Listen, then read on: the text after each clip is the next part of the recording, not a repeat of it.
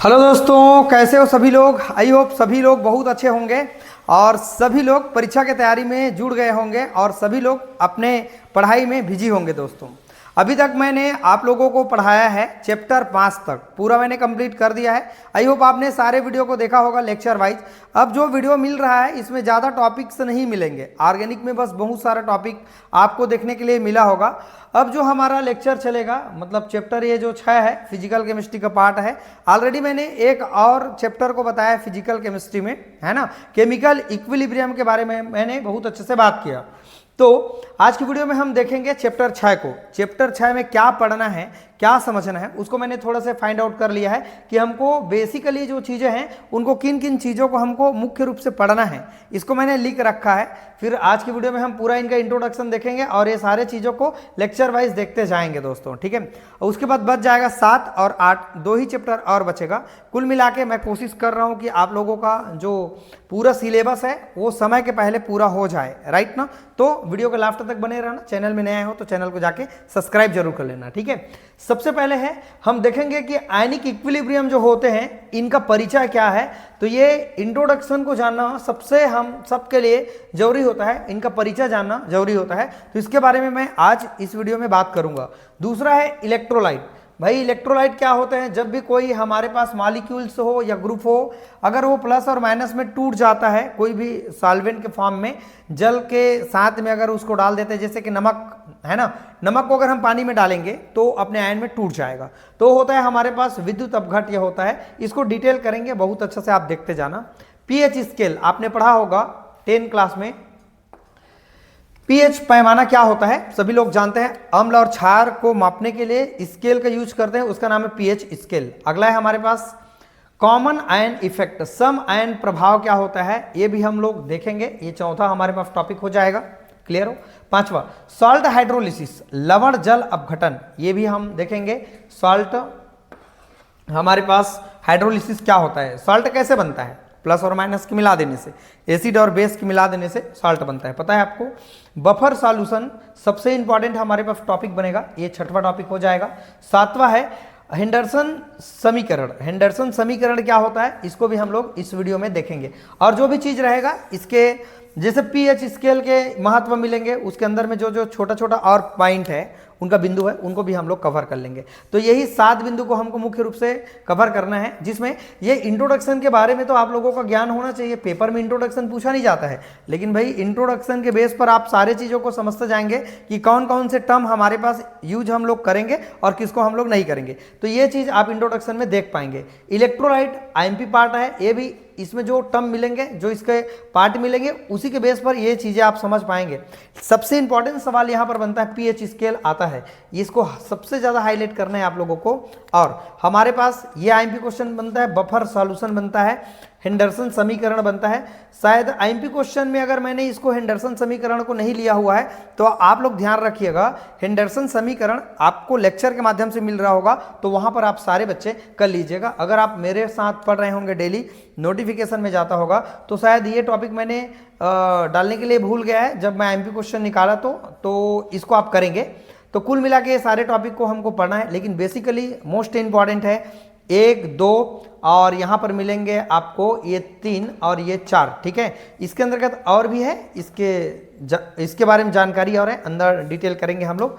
तो यही सब चीज़ें हैं, और कहीं पर और रिलेशन वगैरह कुछ कुछ का है पीएच के अंतर्गत, ये सारी चीज़ों को कर लेंगे। चलो सबसे पहले स्क्रीनशॉट ले लो और इसको कॉपी में जैसे मैं बताते जा रहा हूं ऐसे आप नोट डाउन करते जाएं, राइट। तो चलो बच्चों, अब हम लोग समझते हैं इंट्रोडक्शन पार्ट को, राइट ना। चलिए स्टूडेंट, अब हम लोग समझते हैं कि इंट्रोडक्शन क्या होते हैं। आयनिक इक्विलिब्रियम का बहुत स्पेशल पार्ट है, आप लोग समझते जाना। इसमें सिर्फ हम बात करेंगे आयंस के बारे में। आयंस क्या होते हैं सभी लोग जानते हैं, एक प्लस और एक हमारे पास माइनस होगा। कोई भी मॉलिक्यूल हो सकता है या ग्रुप हो सकता है, जिसको हम लोग लिक्विड में डालेंगे, आई मीन पानी में डालेंगे, तो अपने आयन में टूट जाएगा, राइट ना। तो ये होते हैं हमारे पास आयन्स। तो यहाँ पर हम जैसे एग्जांपल में देख पाएंगे NaCl, जैसे नमक को हम पानी में डालेंगे, सोडियम क्लोराइड को पानी में डालेंगे तो ये अपने आयन में टूट जाएगा। सोडियम प्लस में टूट जाता है, अब क्लोराइड क्या में टूट जाता है, माइनस आयन में टूट जाता है। जैसे हम यहाँ देख पा रहे हैं, इसका नाम है एसिटिक एसिड। CH3COO और H दिया हुआ है। ये बीच में जो निशान दिया है इक्विलिब्रियम का निशान सबको पता है। तो CH3COO ये माइनस चार्ज के रूप में टूट गया और H मेरा प्लस चार्ज के रूप में टूट गया। जैसे यहां देख पा रहे हैं HCl हाइड्रोक्लोरिक एसिड, तो H प्लस आयन के रूप में टूटता है और क्लोरीन माइनस आयन के रूप में टूटता है। इससे हम क्या समझें, आप इंट्रोडक्शन वहां देखने के पहले आप इसको देखिए। पहले हम एक चीज समझ रहे हैं कि कोई भी मॉलिक्यूल्स को अगर हम ब्रेक डाउन करें, है ना, किसके प्रेजेंट में ब्रेक डाउन करें, हमारे पास कोई भी जल होगा तो वहां पर हम उनको ऐड करेंगे, डालेंगे तो अपने आयन में टूट जाएगा। तो जो आयन में टूट करके जो बन रहा है, एक प्लस बनता है और एक क्या बनता है हमारे पास माइनस। जैसे ए बी है मेरे पास, उसको मैं डाल दिया वाटर में, तो ये क्या बन जाता है, ए प्लस में बन जाता है और बी क्या बन जाता है, माइनस बन जाता है। हम एक्स और वाई को अगर मान लो ले लेते हैं, जरूरी नहीं कि हमारे पास ये मॉलिक्यूल्स हो और ये आयन बने, कभी कभी ऐसा भी होता है आयन भी रहेंगे यहाँ पर। जैसे मैं यहाँ लिखता हूँ, मान लीजिए मेरे पास यहाँ एक्स है प्लस के फॉर्म में और यहाँ पर वाई है माइनस के फॉर्म में, इक्विलिब्रियम का निशान है। और इसको जब हम रिएक्ट कराएंगे अर्थात वाटर के प्रेजेंट में या कोई भी हमारे पास सॉल्वेंट के प्रेजेंट में, तो मान लो यहाँ पर बन जाता है हमारे पास ए बन जाता है मान लो, और यहाँ पर क्या बन जाता है मेरे पास मान लो जेड बन जाता है। ठीक है, तो ये भी जो बन रहा है आयन से भी आयन बन जाता है, ऐसा मैं कह रहा हूँ। जरूरी नहीं कि जो मॉलिक्यूल्स है उसी से आयन बनता है, आयन से भी आयन बनने के चांसेस रहते हैं। ठीक है, बाकी हमारे लिए जो आईएमपी चीज़ें हैं वही मैं बताते जा रहा हूँ, आप सब लोग इसको कवर करते जाएं। और देखिए मैं एक चीज़ों को देख के काम करता हूँ, ऐसा नहीं कि पूरा मैं आपको एग्जाम के बेस पर ही सारे चीज़ों को करते जाऊँगा, बल्कि कुछ नॉलेज और जो बेसिक चीज़ें हैं उनको भी लेके मैं चल रहा हूँ, ताकि आप भविष्य में कभी भी टीचर बनेंगे या कॉम्पिटिशन एग्जाम की तैयारी करेंगे तो वहाँ आप अपने आप को अच्छे से बनाए रहेंगे, अपने आप को अच्छे से किए रहेंगे तो कर पाएंगे। ठीक है, देखते हैं।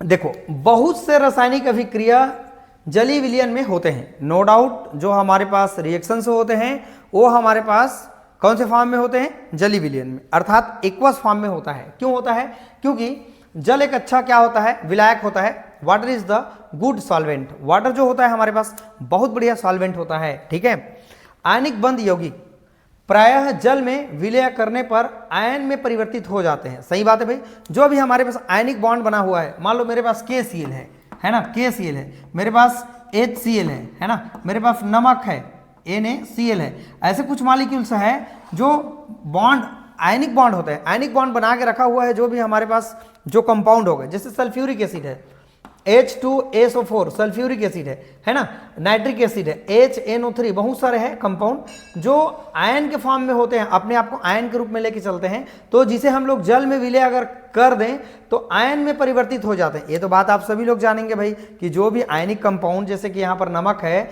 जिसको हम वाटर में डालेंगे तो अपने आयन में टूटना ही टूटना है। फिर क्या कर रहे हैं, अणु के वियोजन से, भाई अणु जो है उनका वियोजन होगा, वियोजन मीन्स O प्लस और माइनस में क्या होगा, डिवाइड हो जाएगा। वियोजन से आयन बनने की प्रक्रिया को कहते हैं आयनिजेशन। इसको लिख लेना इंग्लिश मीडियम वाले बच्चे, आयनिजेशन आयनन कहलाते हैं, तथा धन आयन व ऋण आयन क्या करते हैं, बनाते हैं। क्लियर हो, समझ आ गया भाई। हमारे पास कोई भी है ना जो अणु के वियोजन से, जैसे ये मॉलिक्यूल्स है 1 2 3 जो भी मॉलिक्यूल्स है हमारे पास, तो उनके वियोजन से अर्थात डिसोसिएशन से है ना आयन बनते हैं। तो आयन बनने की जो प्रक्रिया है, जो टूटने की जो प्रोसेस है, जो प्लस और माइनस में बन रहा है ना, उसे हम लोग कहते हैं स्टूडेंट्स आयनन कहते हैं। आयन बनने की प्रक्रिया को आयनिजेशन कहते हैं। क्लियर हो। अब एग्जांपल देख पा रहे हैं, NaCl को जल में विलय करने पर सोडियम प्लस आयन बनाते हैं और क्लोराइड माइनस आयन बनाते हैं। जैसे यहाँ पर एग्जाम्पल मैंने लिया है, पहले ही समझा दिया था। AB को तोड़ेंगे प्लस और माइनस, एसिटिक एसिड को तोड़ेंगे प्लस, ये प्लस हो जाएगा, ये माइनस होगा। ACl को तोड़ेंगे प्लस और ये क्या होगा, माइनस। अभी तमाम तरह की चीज़ों को हम समझेंगे, बस आप लोग देखते बस जाना, समझते बस जाना। फिर आप मेरे क्लास से नहीं सीखेंगे ना तो आप मुझे कमेंट करके बताना कि आपके क्लास मज़ा नहीं आए, राइट ना। कॉन्सेप्ट सहित सब चीज़ मज़ा आने वाला है, तो बस सिस्टमेटिक देखें, लेक्चर वाइज देखें।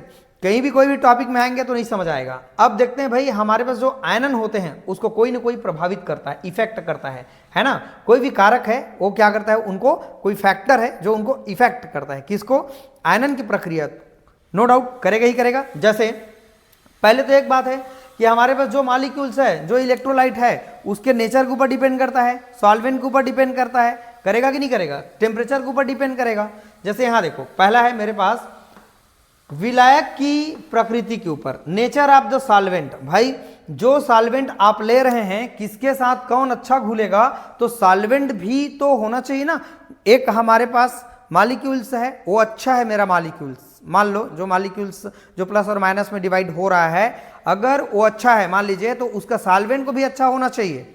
समझ आ रहा है मेरी बात। तो यहां पर क्या कह रहा है, सॉल्वेंट की जो नेचर के ऊपर डिपेंड करता है कि हमारे पास जो सॉल्वेंट है वो कैसे हमारे पास आयन को बनाता है कि नहीं बनाता है। जैसे आप पानी में शक्कर को डालेंगे जल्दी घुल जाएगा, लेकिन मैं शक्कर को अगर या नमक को अगर मैं पानी में न डाल करके क्या करता हूं, उसको तेल में डाल देता हूं, सरसों का तेल या ऑयल कोई भी ऑयल में डाल दूंगा, उतने अच्छे से नहीं घुल पाएगा। ठीक है, तो पहला इसका नेचर है, पहला इनका प्रभावित करने वाला कारक है, फैक्टर अफेक्टिंग इनका पार्ट है nature of the solvent, solvent के नेचर के ऊपर डिपेंड करता है। दूसरा है विलियन की तनुअता। भाई हमारे पास डाइल्यूशन ऑफ द सॉल्यूशन, जो विलियन की तनुअता, उसके तनुअता के ऊपर भी डिपेंड करता है कि जो हमारे पास विलियन बन रहा है वो उनकी तनुअता क्या होगी, डाइल्यूशन क्या होगी, ये दूसरा पॉइंट है। तीसरा है ताप का प्रभाव। भाई बिल्कुल टेम्परेचर हम जब भी देंगे तो वहां पर आयनन बनने की प्रक्रिया जरूर प्रभावित होगा। समझ आ रहा है। जैसे आप चाय बना रहे हैं, मान लीजिए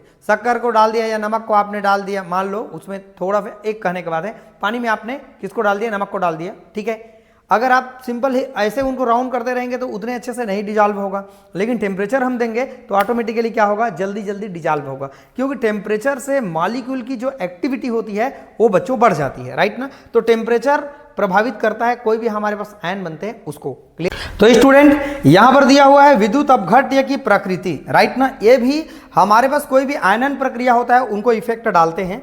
लास्ट है हमारे पास विलयन में उपस्थित अन्य आयन। हमारे पास कोई भी सॉल्यूशन होगा उसमें दूसरे आयन भी हो सकते हैं जो आयनन को प्रभावित कर सकता है, राइट ना। तो चलो पहले सभी लोग स्क्रीनशॉट ले लो, है ना। अब ये हमारे हैं प्रभावित करने वाले कारक, ये नॉलेज आप लोग रखें जरूर। अब इतना बातें आप लोगों को समझ में आ गया तो आप लोगों को अब समझना पड़ेगा, इंपॉर्टेंट पार्ट है इलेक्ट्रोलाइट। इलेक्ट्रोलाइट होते क्या चीज है, ये दो प्रकार के आपको देखने के लिए मिलेंगे। एक हमारे पास प्रबल होता है और एक होता है हमारे पास दुर्बल होता है, एक स्ट्रांग और वीक होता है। कैसे होते हैं, क्या होता है, इसको मैं पूरा डिटेल करूंगा। और क्या होता है हमारे पास नॉन इलेक्ट्रोलाइट, ये भी आप देखेंगे, बहुत स्पेशल है। इंट्रोडक्शन पार्ट को आप लोगों को नहीं छोड़ना है, अगर आप छोड़ देंगे तो आपको बहुत सारे चीज समझ में नहीं आएगा बच्चों। इसीलिए सभी दोस्तों को, आप सभी स्टूडेंट्स को इंट्रोडक्शन पार्ट को पढ़ना ही चाहिए, राइट ना। चलिए दोस्तों हम लोग आगे बढ़ते हैं। चलिए स्टूडेंट, अब हम लोग समझते हैं कि इलेक्ट्रोलाइट क्या होते हैं और नॉन इलेक्ट्रोलाइट क्या होते हैं। इसको हम लोग अच्छे से समझते हैं, कम से कम आप लोगों को इनके बारे में जानकारी होना चाहिए अगर आप लोग केमिस्ट्री की पढ़ाई कर रहे हैं तो। इसके बाद हम देखेंगे कि इलेक्ट्रोलाइट दो प्रकार के मिलेंगे, एक तो स्ट्रांग और एक होता है वीक।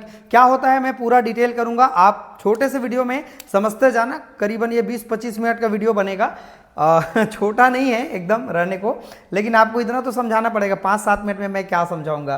देखते हैं इलेक्ट्रोलाइट क्या होता है। मैं सीधा ही कहूँ, ऐसे पदार्थ या अणु जो अपने आयन में डिवाइड हो जाते हैं और जिसमें से विद्युत धारा का प्रवाह होने लगता है, वो इलेक्ट्रोलाइट जो होते हैं ना, इलेक्ट्रिसिटी प्रवाहित होने लगते हैं, उसे हम लोग कहते हैं इलेक्ट्रोलाइट कहते हैं। देखो ऐसे पदार्थ जो जल में या किसी विलायक में विलय हो करके आयन उत्पन्न करते हैं तथा इसमें से विद्युत धारा का प्रवाह भी आसानी से होता है, इलेक्ट्रोलाइट कहलाता है। जैसे नमक है, सल्फ्यूरिक एसिड है, सोडियम हाइड्रोक्साइड है, अमोनियम हाइड्रोक्साइड है, फार्मिक एसिड है। तो ये सब हमारे पास इलेक्ट्रोलाइट होता है। इलेक्ट्रोलाइट का सीधा मतलब है जो अपने आयन में टूट जाता है और विद्युत धारा उसमें से प्रवाहित होने लगते हैं, जिसे जल में या फिर कोई भी सॉल्वेंट में जब हम उनको डिजॉल्व करेंगे तो अपने आयन में टूट जाता है। अपने आयन में जो टूटेगा फिर विद्युत धारा उसमें से प्रवाहित होने लगेगा, उसे हम लोग कहते हैं इलेक्ट्रोलाइट। जस्ट उल्टा हो जाएगा हमारे पास विद्युत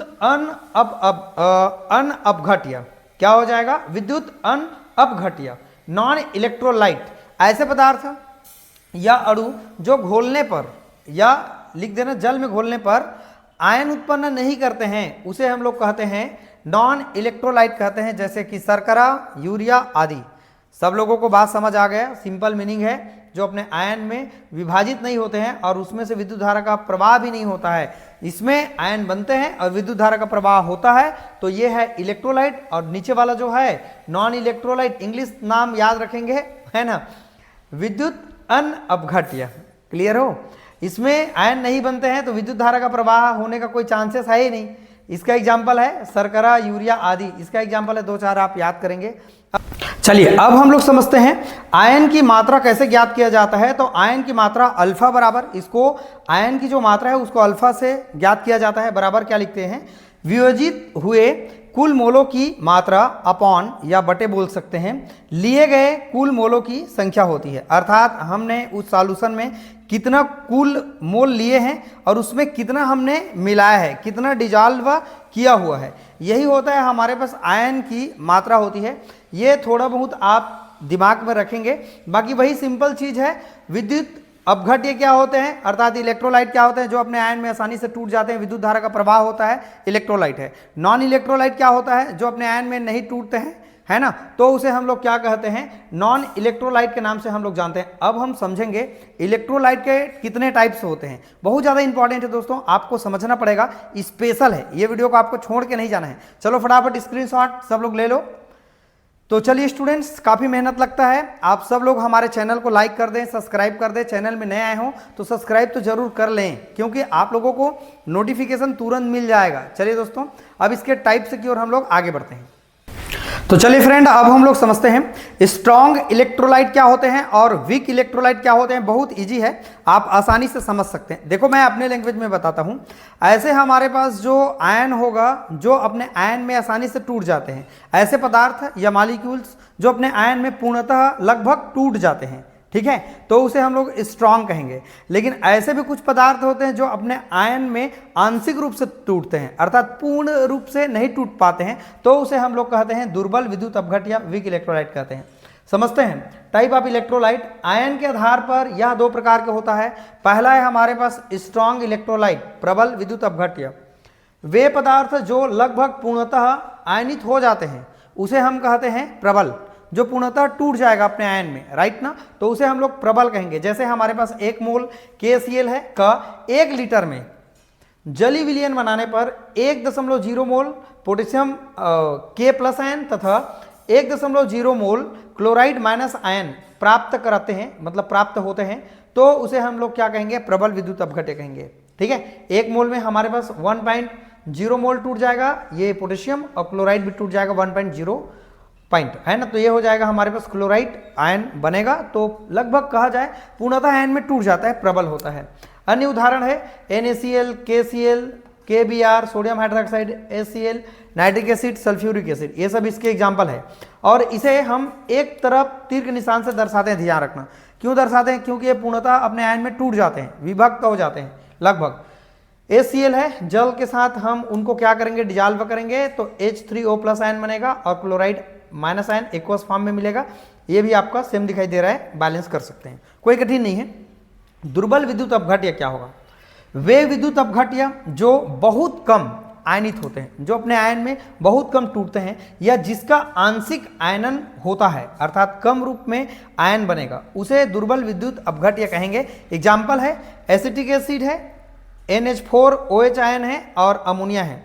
एसिटिक एसिड को वाटर के साथ डिजॉल्व करेंगे तो H3O+ आयन बनेगा और CH3COO- आयन बनेगा। अमोनिया है, वाटर के साथ रिएक्ट करेगा और NH4+ आयन एक्वस फॉर्म में और OH- आयन एक्वस फॉर्म में बनेगा। और यहाँ इसको जब हम दर्शाएंगे, दोनों तरफ तीर के निशान दर्शाएंगे, क्योंकि ये पूर्णतः अपने आयन में विभक्त नहीं होता है या कम रूप में होता है, समझ लीजिए। ये अपने आयन में पूर्णतः विभक्त हो जाते हैं और ये अपने आयन में पूर्णतः विभक्त नहीं होते हैं, यही फर्क है। और ये जल्दी से विभक्त हो जाते हैं और ये जल्दी से नहीं होते हैं, बल्कि धीरे धीरे से होने लगता है, यही चीज है प्रबल और दुर्बल। चलो बोल के बताओ मुझे, प्रबल क्या होते हैं, जो अपने आयन में पूर्णतः और जल्दी से विभक्त हो जाता है, स्ट्रॉन्ग इलेक्ट्रोलाइट है। इसका एग्जांपल है हमारे पास HCl होता है, सोडियम हाइड्रोक्साइड होता है, NaCl होता है, KBr होता है, ये स्ट्रॉन्ग इलेक्ट्रोलाइट होता है। लेकिन वीक इलेक्ट्रोलाइट क्या है, वीक इलेक्ट्रोलाइट वह होगा जो अपने आयन में पूर्णतः आयनित नहीं होते हैं या आंशिक रूप से विभक्त होते हैं या आयन में कन्वर्ट होते हैं, तो उसे हम लोग दुर्बल इलेक्ट्रोलाइट कहेंगे। क्लियर हो। अब इसका एग्जांपल अपन ले सकते हैं, एसिटिक एसिड ले सकते हैं, अमोनिया ले सकते हैं, ये सब इसके एग्जाम्पल है, और अमोनियम हाइड्रोक्साइड ये भी इसके एग्जाम्पल है। ये दोनों चीज़ों को आपने नोट डाउन कर लिया, छोटा है, चलो स्क्रीनशॉट पहले ले लो, ठीक है।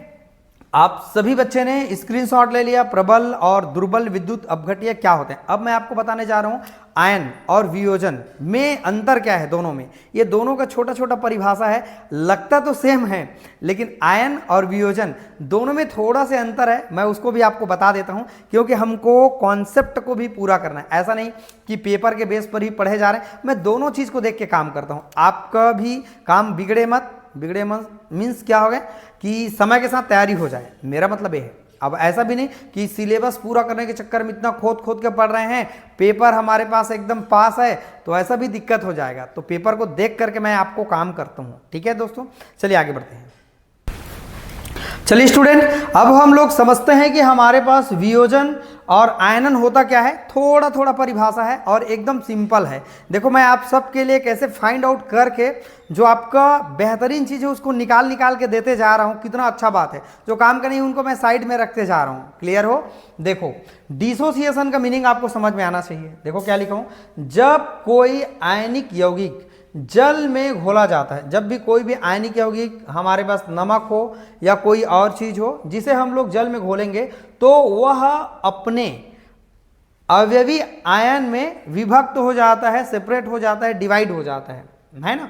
तो इस प्रक्रम को वियोजन कहते हैं। क्या कहते हैं? वियोजन कहेंगे। जैसे मेरे पास मान लीजिए कोई भी हमारे पास ऐसा पदार्थ है जिसको मैं पानी में डालूंगा और पानी में डालने के बाद वो अपने आयन में टूट जाएगा, तो उसे सिंपल भाषा में कहते हैं डिसोसिएशन, वियोजन कहेंगे। इतना बातें सबको समझ आ गया होगा। लिखते जाना भाई, बस लिखते जाना। कोई भी आदमी आपको ऐसा नोट्स नहीं देगा कि पूरा एक साथ बना के कॉपी पेन से लिखे रहते हैं तो ऐसा नोट्स बनता है, लेकिन मैं बोर्ड में पढ़ाते जा रहा हूं तो नोट्स आप मुझे देंगे। बल्कि क्यों देंगे, मैं आपको बता रहा हूं सारे चीज़ों को नोट्स बना के, राइट ना। उसको कॉपी में आप लोग सीक्वेंस से आप लिखते होंगे। अब मेरे पास तो जो मैं लिखते जा रहा हूं, मैं लिख रहा हूं, मिटा रहा हूं, लिख रहा हूं, मिटा रहा हूं, मेरे पास तो स्टेबल नहीं है, लेकिन आपके पास स्टेबल है। आपको एक काम करना पड़ेगा।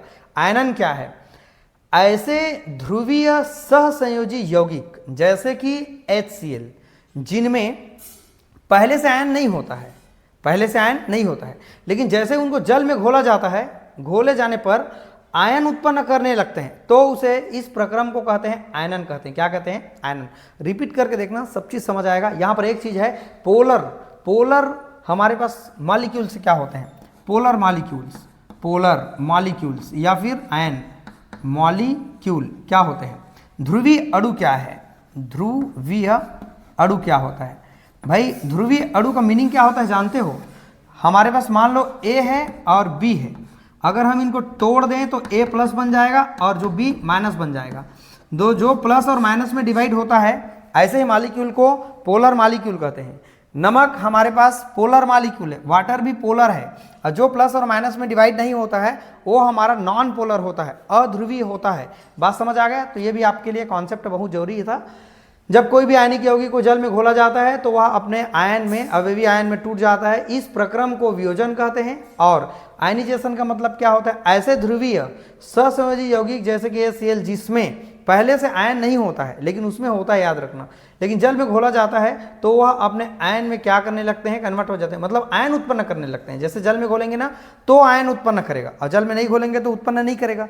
लेकिन ये हमारे पास जल में घोला जाता है, आयन में विभक्त हो जाता है, वो खुद मॉलिक्यूल जो है वो विभक्त हो जाता है। लेकिन यहां पर क्या कह रहा है? जैसे HCl है जिसमें पहले से आयन नहीं होते हैं लेकिन जल में घोला जाता है तो आयन उत्पन्न करने लगते हैं, इस प्रक्रम को आयनन कहते हैं। आई होप आप लोगों को मैंने बेसिक चीज़ों को बता दिया। स्क्रीनशॉट ले लो सब लोग, ठीक है।